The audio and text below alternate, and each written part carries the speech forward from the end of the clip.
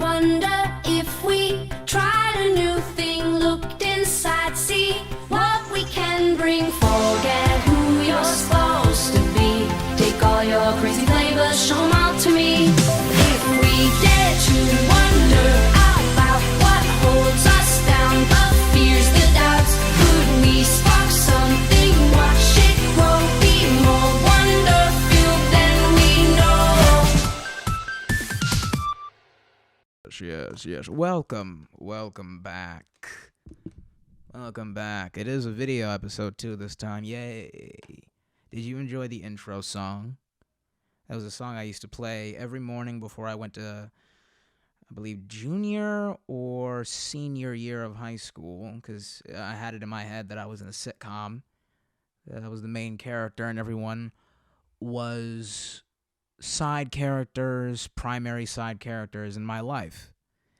And that is from Tegan and Sarah. Is one of my favorite rock/alternative/pop groups. Two gay, very, very talented, very, very fashionable, artistically expressive sisters. And the biggest tragedy, though, is that song is not longer. If we dare to wonder. Shit should go hard as hell, but I love that song. Wonder-filled. Oreo makes some, it sucks that, this happens a lot. There'll be commercials that just, where the song is just so good, but it's just so short. Welcome back, everybody. Welcome to the Josh Shakespeare podcast, and I am Josh Shakespeare. Hello. Couple of things we want to get into. Should I do personal, or should I get to the jokes or something? Or attempt at jokes? Let's see. Today was a good day. I put myself back out there. And I'm doing this new thing now where I'm re-remembering to practice this concept of self-dating, which a piece of it, I know it sounds so gay. A piece of it is talking to yourself the way you would want your romantic partner to talk to you. That's essentially what self-dating is. This was an assignment given to me by my therapist a few months ago that I've forgotten and am now re-implementing as a practice. So it's literally like just being like, you're in the car and you're like, so where do you want to go? And you're like, home. He's like, oh, you don't want to hang out with friends? Like, no, I hate everybody. We just went to the gym. You got to start doing that now too. You got to start talking like you're trans or like you're a demonic entity. We went to we already worked out, babe. So, we're a bit tired right now. So let's go home and let's eat. And let's put away some of our laundry. And let's go to bed, and let's record the podcast, and then hopefully let's go home, and then let's go to bed and then finish that. But yeah, today thematically, because I just came from the gym, I put thematically today. I'd say it was very empowering, very, very empowering. It's empowering when a man is terrified that you're gonna steal his girlfriend. This is something that really doesn't happen to me, but I'm very good at reading energies, and it's just whenever and it's kind of sad because it's like his girlfriend is throwing me a lot of energy. Very, very sad. And I get it. I'm so sorry, bro. I know it sucks, but he just doesn't make eye contact with me whenever I'm around, and I'm not one to I don't really do that. There was that one time, but I don't really go after other dudes' girlfriends. They're a lovely couple. I see them at the gym all the time, but it's funny like knowing, there's many couples that I see at the gym that I'm friends with, because I'm not, I just like being the funny third wheel at every group or every like romantic couple or anything like that. But yeah, so that's sort of what happened today. But it was very empowering. I decided to just do this practice that I've been doing lately where I will just sit and I will scan the room and see who is receptive to me. I'll just look, and if I catch their eye and they look at me, I'll hold that eye contact for like a couple of seconds, and then I'll smile, and then they usually smile back. And then that is a frequency that you can build on and keep doing it and doing it and doing it.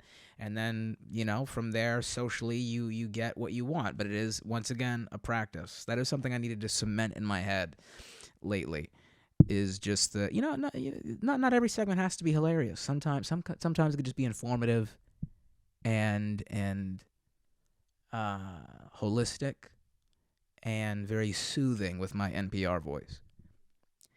So yes, this is a concept that I've had to cement in my head for quite a while, and it takes practice. But you just have to remember to just remain centered and continuously build on the connections that you're trying to just consistently tap into the frequency of what it is that you're trying to manifest, and becoming what you're trying to manifest, which is, a common misconception that people have regarding manifestation.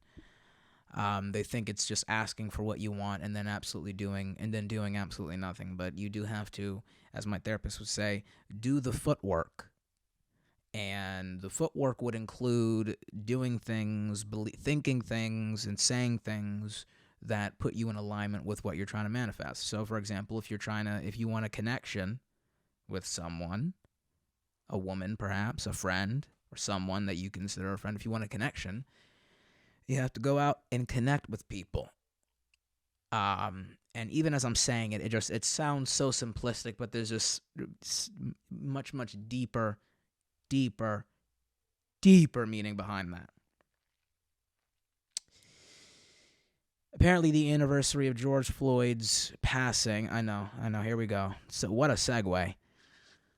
Apparently, the anniversary of George Floyd's passing was a couple of days ago. His murder, his untimely, tragic, prolonged, very long death. By the way, you want to talk about attention spans, right? Because everyone in America's attention span is so small. Everybody watched the full 8 minutes of that video, because as tragic and as racist as it may have been, we do love murder. We do love murder as Americans. I will point that out. We love watching murder. Murder could be like an hour. It'd be like, all right, let's strap in, let's do it. What is it about murder, or what is it about torture that just transfixes us? Why do we keep coming back to that one scene in that one movie? Why do we keep doing it's weird? It's like a masochistic or like maybe infection in humans. I wrote a few words in memoriam, if that's a word. I wrote a few words just to sort of, I don't know, eulogy style speak on George Floyd and what he means to me. And here we go. And mind you, some of this will be improvised, and then the other will be, it's stuff I actually wrote down on this computer here. So just in your head, just pretend that maybe I'm like speaking at a funeral or something, or this is just a couple of words that we're gonna speak for the dear Floyd, who has passed away, who was tragically murdered. Okay, here we go. Rest in peace to the man, the myth, the legend, Sir Mr. George Floyd. Rest in peace to a man whose sacrifice made his family millionaires. Because we want to talk about, taxing the rich, and no one should have like over $1 million except for his family. I didn't know him personally, but as far as I could see, most people have nothing but nice things to say about it. Most people. Others, I'm sure, would say that he was bad with money. I was once essentially being set up by one of my ex-associate friends back in New Britain. He gave me like a $100 bill that was fake, and he just had me try to get change for it around local stores. The fact that I was not arrested on the spot after like the first 3 stores I went to is just more proof that I'm blessed.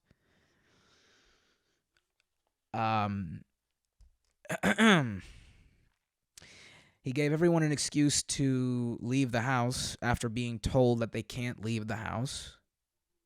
He gave everyone an opportunity to see people that they forgot that they hated after being locked in the house for so long.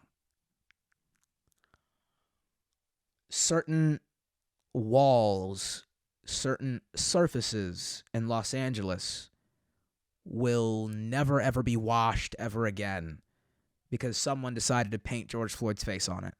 And no one wants to have that conversation. No one wants to be looked at the, because eventually it's going to, people like murals come and go. That's how civilization works. That's how life works. Things fade, things are replaced.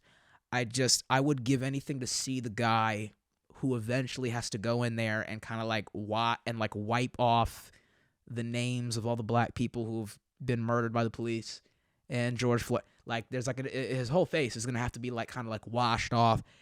Like for a fact they're gonna have to do it at like 2 a.m. in the morning. This is not an activity you do at 3 o'clock in the afternoon. This is not something that you do in broad daylight. This is like you're gonna have to get like ski masks.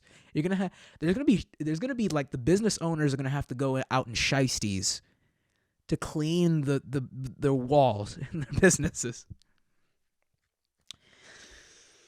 I'm sorry. I apologize. This is supposed to be a serious matter. I mean, I didn't. Again. This is someone I did not know. We kid obviously on the show. I mean, obviously it was horrible. I have no It's not really. I don't think it's anyone's business to say who gets to live and who gets to die.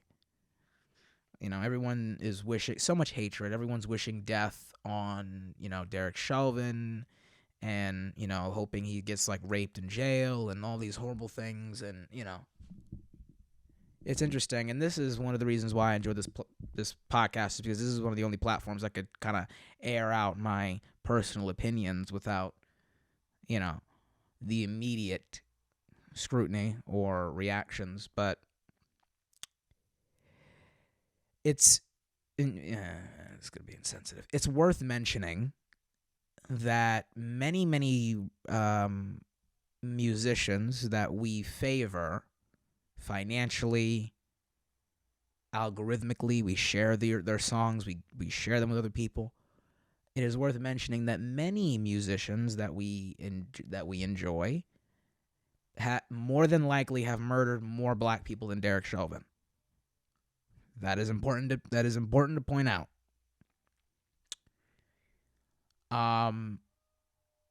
Lastly, I'm not sure Los Angeles will funny thing about, by the way, also another side note, nothing will be funnier than like maybe like a couple of weeks after the riots, there was this social media push to have every single person stop and film every single black person that's currently in an interaction with the police. That was what it was, right? Because there was like an initiative. They were like, okay, white people, it's time to do your part now. Whenever you see a black guy talking to the cops or they're searching him or they have him handcuffed, stop, take out your phone, and film the whole thing. It's time to hold him accountable. Couple of weeks after I saw that go out on social media, I saw like a black guy in handcuffs on Melrose, and he was like up against a cop car, and the amount of people that refused to look down that street was hilarious to me. That was very, very funny. They just did not. They couldn't be bothered. It was very interesting, and it brought me back. I was like, that's humanity right there. That's human. That's who you really are. When the cameras are off.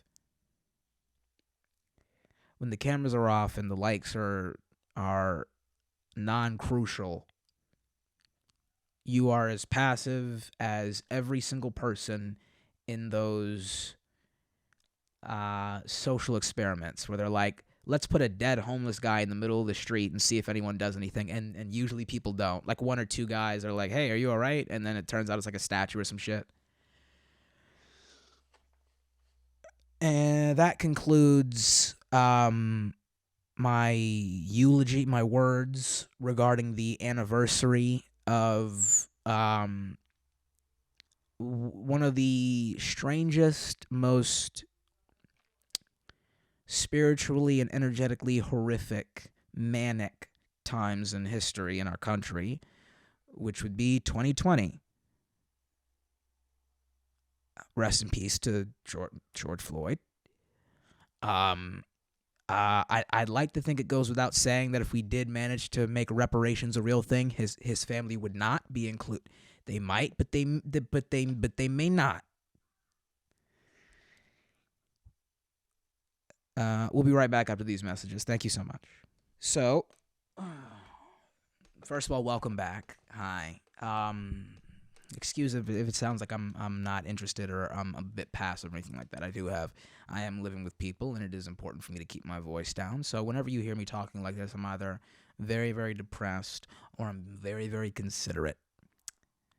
I will also get funny. I've been away from stand-up and, the podcast. What I mean by that is like mentally. Like I've been elsewhere outside of stand-up and outside of the podcast. So there's going to be a little bit of rust to this. That being said, welcome back. A Starbucks in Studio City has decided to remove indoor and outdoor seating due to safety. Oh, by the way, sorry. Studio City is in Los Angeles. It's it's actually like 4 or 5 miles away from where I live, 7, 6, whatever. It's no more than like 10, maybe 15. I don't know. Right. Studio City, I've been there multiple times. I had a friend who lived there at one point. It used to be, believe it or not, if you lived in Studio City, that meant that you were doing very well for yourself because, like the C and D list influencers live in like very wealthy and gratuitous apartment complexes in there. And I've been to them, a couple of them. They're fantastic. Gated community, gated apartment complexes, passcodes to the door, garage parking, that type. That's where Studio City is. That's what Studio City is. And I've been to the Starbucks over there a couple of times. And if you look into the comment section of the article that I'm referencing, because it was on Facebook, or if you just see the story just in passing, I'm not going to post it on the, people are like, well, other stores are beginning to do this now too. Like a McDonald's is doing this. They're no longer letting citizens sit inside or outside the restaurant because it is too dangerous because of all the homeless people. That's what this story is. The homeless people are so dangerous that they're like, you just take it and go. Strictly to go restaurants. I should add this to my segment regarding if you live in a dystopia. I wonder who's going to win this war, by the way. You think the homeless people or the people who refuse to acknowledge that this is a problem? Who's gonna win this war? I'm curious, because every day it feels as if like it's one of those. There should be like an announcer who comes on, right? That just tells us, that just shows the scoreboard, where there's just like, all right, well we're back at Skid Row today. Welcome, ladies and gentlemen. This is Jack. I'm here talking to the homeless. What do you have any words to say regarding the upcoming battle between you and the Silver Lake progressives? And then the homeless guy he just like makes a sound effect. He just goes, ah! He just does some shit, and he goes, well, there you have it, folks. Apparently he's very confident. Let's go over to the Silver Lake progressives and just to see what they think of the upcoming war for the inhabitants of Los Angeles. And then it's just some like white bitch in Doc Martens and a tie-dye t-shirt wearing a bucket hat, a $2,000 MacBook Pro that has anti-capitalism stickers on it, $900 Nikes, whatever. And they go, "Hi, welcome, Miss. Sorry, Mister. Sorry about that. How are you? I'm good, thank you. Right. Well, so apparently you and the homeless are going to be going at it. Is there anything that you'd like to say to the folks watching at home? Are you nervous? Are you confident that this is going to work out?" And then it's just like a very like AI that they're like, "Well, personally, I just think that it's important to let the unhoused, they're not homeless, first of all, the unhoused into your house, and he may climb into bed with your children. That's totally fine. I used to sleep with adults all the time when I was a child. Everything is fine. They're just gonna ignore the problem until they're dead."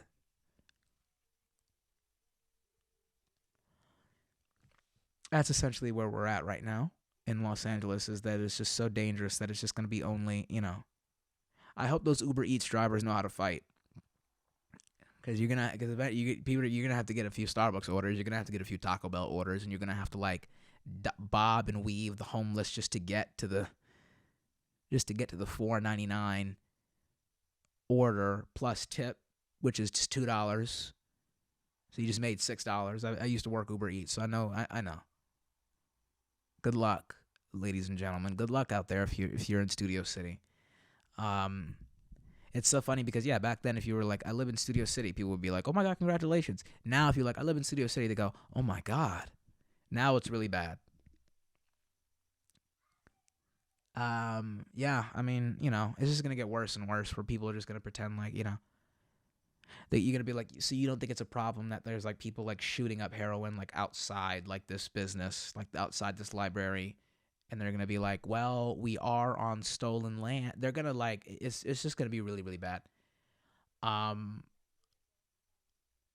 can't put them in a chokehold. That's a no apparently. That's you know I mean the city does in fact punish you for someone said that too, and I forgot who. It was a very wealthy man. He was talking about like the property taxes, but like even furthermore, like just anyone who lives in like a liberal or democratically ran city, they punish the people that live here. Absolutely. The 911 puts you on hold, right? You go somewhere, you can't kill anyone if they enter your house. If someone breaks into your house and you shoot them, they can sue you, apparently. Good times. Good times. And this is, by the way, mind you, this is the city of angels. Oh, good God. Oh, my God. So there's safety concerns regarding the people that just, I don't know, man. I just want to talk to the guy who just is, just can't right now. So anyway, I forgot how much time we're doing right now, but oh,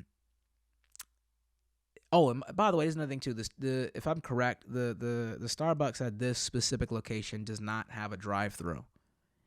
So there's gonna be dudes like a couple of blocks down the street from the Starbucks in like workout gear and like runners and like a headband, just like jogging in place, amping himself up, hopping around, and like, "What are you doing?" And you're like, I work Postmates. I got to go to that Starbucks that doesn't have any seating. You can't wait for your order. You got to like run in. You got to like sprint into the counter. "Hi, I'm here for Mark," and then run outside, run around the block a couple of times because the homeless people are chasing you, and then come back in and they go, "Hi, we got your order. Thank you guys so much," and then you run back to your car. It's one of those situations. Yeah, I mean, it's really bad out here, nigga. It's real out here, nigga. We live in Gotham City now, apparently. Yeah, I mean, my heart bleeds for everyone who lives here. I was telling my friend this the other day too, because they were like, we were not the other day, but we were discussing just the merits of having a like Republican mayor, because like they wanted Caruso to win. I wanted Caruso to win.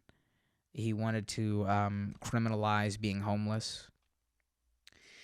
And this is just because I saw a post the other day too that was like, I judge you based off of what you think of homeless people. And I go, yeah, now if you really want to unpack it, obviously not every single person who is homeless is crazy and violent. However, we've now reached a point in this country where people are pretending to be obtuse, and they're pretending that when people say homeless, they mean the ones who are actually trying to not be homeless, who are actually functioning members of society, as if the homeless are not the criminals that will like literally drag you into an alleyway. Like that's not the people that we're talking about. I like when people just automatically assume, oh, you must be talking about every homeless person. I'm not. I'm talking about the ones who mean you harm. I'm talking about the homeless people that are the reason why we now have metal detectors. God damn it. I can't identify with people that just want other people to like them this much. You want a drug addicted homeless person to think that you're a good person so much that you're going to let him kill you before you get your pumpkin spice latte? Word? The hell is wrong with you people? We need like a guy from the military to like kind of do a hostile takeover of Los Angeles. We need like an unapologetically Christian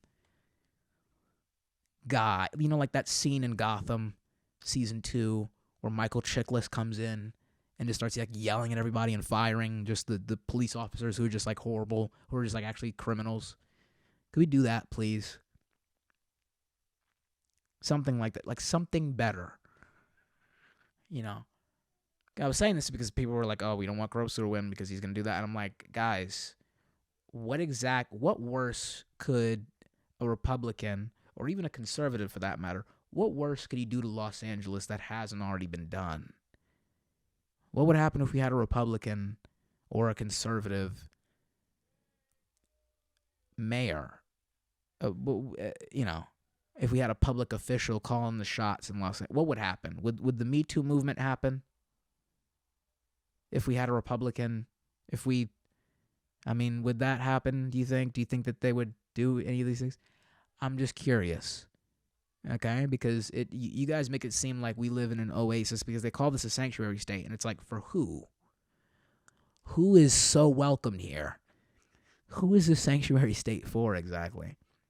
Right? Because I could sit here and be like, Germans would be like, Auschwitz. Germans in the 40s would be like, Auschwitz is actually a sanctuary state. For you, right? Can we please cut it out and maybe like do something better than what we're doing right now, which is nothing? My God. Yeah, that's fine. Who needs chairs? Who needs to sit down and eat? Who needs to just go to like Starbucks and get like a cup of coffee or some tea in the morning when you can run for your life? Who needs it, right? Fuck it. Who cares? Just move on. I love it. I love this city so much. We'll be right back. Okay, so apparently there's going to be another COVID. This is what people are talking about, right? And this is NBC, right? And it's the same exact people. We're back to this again. They're doing it again. They're starting already. China faces a new COVID wave from XBB variant that could peak at 65 million cases a week. Now, let's try this one more time, monkeys, okay? Listen to me, you mask-wearing pieces of monkey shit, okay? You Build Back Better sons of bitches. You NPC satanic waste of human flesh. Okay? You socially distant retards. You will not ruin my summer. Okay? I'm telling you right now. I will go to war with every single person in Los Angeles. I don't give a fuck who it is, who you are, who you're with, what kind of army you have. I refuse to let you dipshits do this to me again. I will not, I repeat, I will not allow you to anxiety your way back into the house and ruin it for everybody. Okay? I don't care anymore. Let's just one more time, okay? This is one of the things I wrote when I saw this story for the first time. Cases does not mean deaths. 65 million cases, and this is, by the way, what they're doing with the article, which is what I love. They're going potentially, maybe, might, perhaps. They use these words like, so none of this. Why are you telling me this? Why are you telling us this if it hasn't happened already? They're like, please prepare for the right. And the WHO chief doctor, we're not doing it again. Okay, I'm not doing it again. It's not a good time. Okay, enough. We're not doing it again. They're like, okay, we want you to prepare for the new wave. There is no new wave. I'm not doing it. Okay, I'm not saying that it may or may not be a real thing later on. I'm not one of those people that's like, the virus doesn't exist, because the virus did exist. This one may. But have you learned nothing? It's a rhetorical question. You guys are Americans and you're retarded, so obviously not. But I just want to make it very, very clear. Just letting you know where I stand preemptively. If you ask me to wear a mask, I will knock you the fuck out. I'm not kidding. I will go to jail over this shit again. Okay? I didn't go to jail the first time. But the point that I'm making is this. I don't care. All right? I'm going to be fine. You're going to be fine. You fat cigarette smoking. Please stand on your square, wiping down everything before you sit your dirty ass on it. Okay? Again, enough, please. I keep seeing this. They keep talking about this. They're like, oh, this is going to be a new variant. This is going to be a new. No, it's not. It's not. It's not. They're going to be like, well, more lockdown orders and shit like that too. And if I was correct in assuming this, if I'm correct, someone else also said it too, that they were like, this is around the same exact time they tried to groom everyone for the last pandemic, which was like around this time. They said, okay, well, there's going to be like a new, we're not doing it again. I'm not doing it again. You're not doing it again. If I see you putting on another I will smack that shit out of your hand. Please stop. Shh. That's okay. That's okay. People are already starting to lose their minds now, too, in the comment section. You can see it. They were like, haven't we been through this already? Haven't we? Yeah. Can we cut it out, please? I'm not doing this again. We're not doing it again. I'm not going to. We maybe stop fucking with bats over there. All right? Did the bat do it again?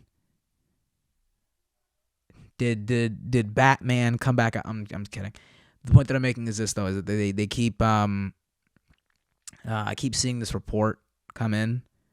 The story keeps showing up on my newsfeed. And people are saying, oh, there's going to be a new variant. There's going to be like another one that's going to be like, and this one's going to be like even more deadly.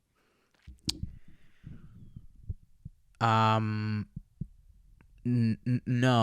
What if we just, I don't know. There's got to be like a way around this, because I already know what I'm going to do, which is just be right again, like I was the past 2 years, 3 years now, maybe even 4, regarding the COVID.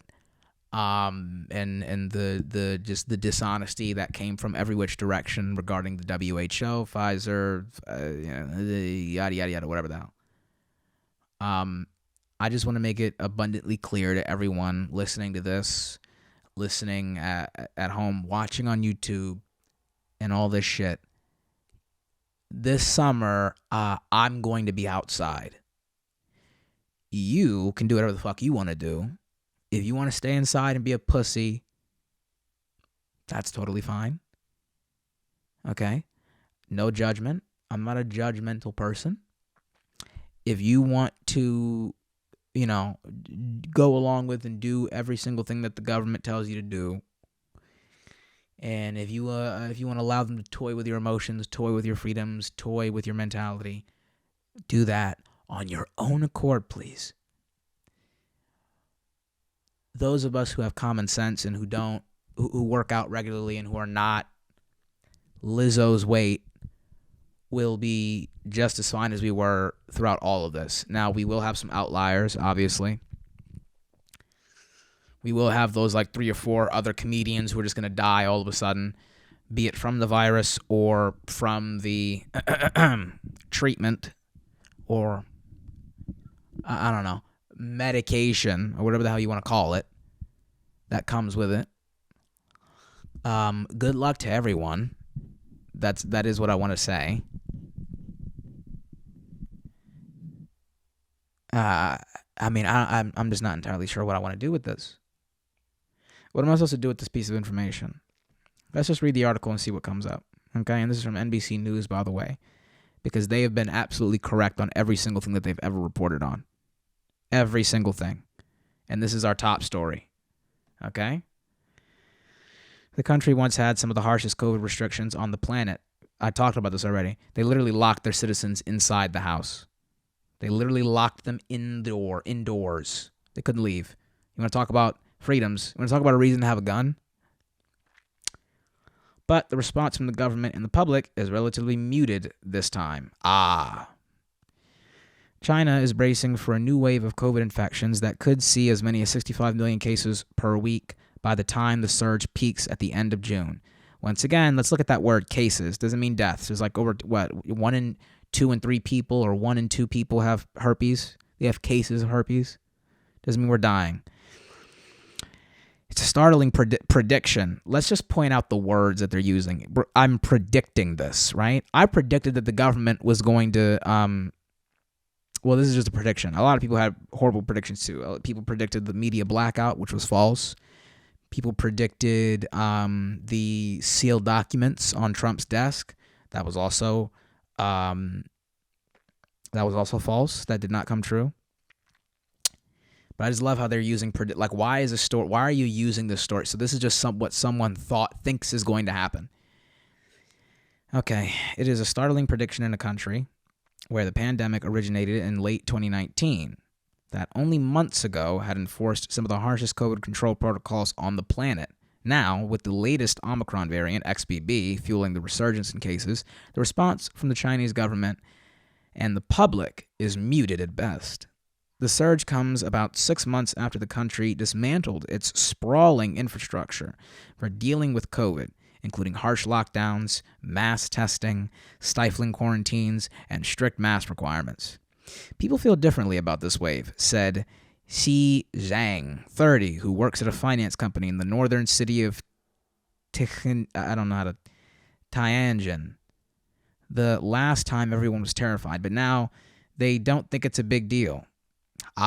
Interesting. It's funny how you guys are arriving at a conclusion that most of us had already arrived at, like, day 3. Like, after week 1 of this pandemic, I was like, no, we're not, I don't care anymore. You don't care either. Stop pretending that you do. I wanted to make a video where I go around Los Angeles and I just, at different points of the day, I go to all the different businesses that I know were the strictest about mask requirements and then testing out their hand sanitizer machines, because that's something I've noticed and something you'll probably notice if you've been to Los Angeles in the past couple of months too. Like the running water, there's no running water in restrooms for the most part. Like you put your hand there, it won't come out. There's no soap. There's no soap in the restrooms, and the stands where you see certain checkpoints in and around the store will have automated hand sanitizer dispensers. You'll put your hand there, it won't come out. It'll be empty. You'll hear it make a noise, but it'll be empty. And it's just so funny how you guys went from masks to not washing your hands after you take a piss. Men are still doing that when I go to the bathroom, and I see that they're not. Men don't they don't wash their hands, apparently. You ever see someone in a mask not wash their hands after pissing in the bathroom? I have, a couple of times. The new wave's data was revealed by respiratory disease specialist Zhang Nanzhan. Okay, all right. She's a respiratory disease specialist, Zhang Nanzhan, at a medical conference this week in the southern city of I can't pronounce that either. According to state media, he told the audience that the wave that started in late April was anticipated, and that this modeling suggested China could be approaching 40 million infections per week. I mean, it's not like you guys haven't shut the fucking state down before. Shut the country. Shut it down again. Maybe ban travel from in and out of China. You know? Can you, I mean, according to, this is what's interesting because this is another thing that just keeps coming up on social media, is that apparently Asians suffered, a lot of abuse, on social media, physically, emotionally, because they were seen as responsible for COVID. And it's interesting because it's like in that, like, that's kind of like that whole reparations, kind of like ancestors who were slave owners, kind of. It's like, I didn't bring COVID over here with me, and I didn't come here with slaves. So I get, it's funny how we kind of like we come full circle, where like Asians are being blamed for COVID even though they've never been to China. There's Asians who live here who have never been to China before, and you have white people whose like worst offense is like singing along to the N-word in certain songs, but then they're like, okay, but your family probably owned slaves. Very, very fascinating stuff. Yeah. We're back to it. We're back at it again, huh? Back with the bullshit this summer. The United States, by comparison, was reporting more than 5 million cases a week at its peak last January. Like the U.S., China stopped providing weekly case updates this month, making it difficult to know the true extent of the current outbreak. The State Department said that the U.S., which imposed a testing requirement on travelers from China in January before lifting it in March, was discussing China's second COVID wave with allies and partners, but declined to say whether travel restrictions were under consideration. Can all of you just shut the fuck up? It's become the flu now, and I mean, again, everyone has all this smoke for Florida, but they completely forget that was where most art, that was a sanctuary for artists. And then now here you are.